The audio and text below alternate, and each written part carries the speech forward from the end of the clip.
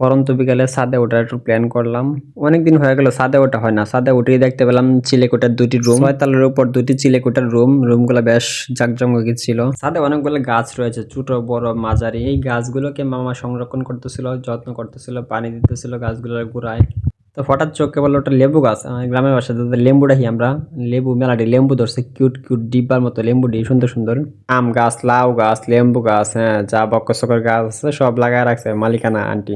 এক কথায় ফল ফলান্তি সবজি মানে আগট বাগট যা আছে যে রান্না বান্না করে যে, হ্যাঁ সব যাতে লাগায় রাখছে আন্টি।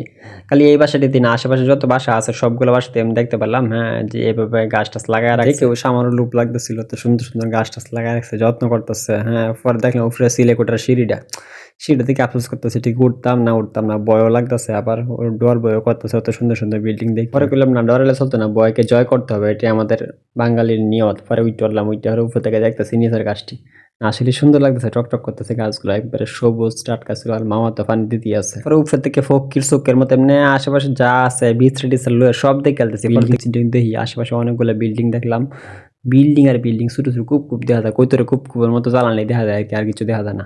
কোনো বাসার সাথে যে কোনো রমণী তাহে পরে একটু চুলি ঠিকঠাক করলাম, পরে ঠিকঠাক করে বললাম না আর দেয়া ধরার নাই, পরে আয় হলাম একবার নিচে নেমে পড়ছি।